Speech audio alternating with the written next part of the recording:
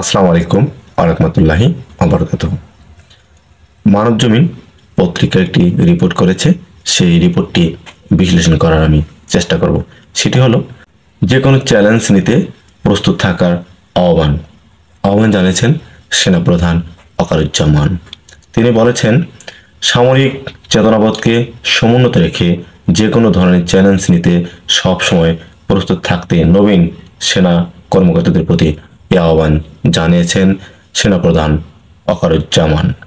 গতকাল চট্টগ্রাম বাংলাদেশের মিলিটারি একাডেমিতে 87তম বিএমএ দীর্ঘমেয়াদী ও 59তম বিএমএ স্পেশাল কোর্সের অফিসার ক্যাডেটদের রাষ্ট্রপতি কুচকাওয়াজ অনুষ্ঠানে এই আহ্বান জানান সেনাপ্রধান ওয়াকারুজ্জামান। সকালে বাংলাদেশের মিলিটারি একাডেমির প্যারেড গ্রাউন্ডে পৌঁছান সেনাপ্রধান। শুরুতেই তিনি নবীন ক্যাডেটদের অভিবাদন গ্রহণ করেন, কুচকাওয়াজ পরিদর্শন করেন। এরপর পুরস্কার পাওয়া ক্যাডেটদের হাতে স্মারক তুলে দেন তিনি। এবার সব বিষয়ে শ্রেষ্ঠত্ব কৃতিত্বের জন্য শর্ট অফ অনার অর্জন করেন battalion senior under officer Arafat.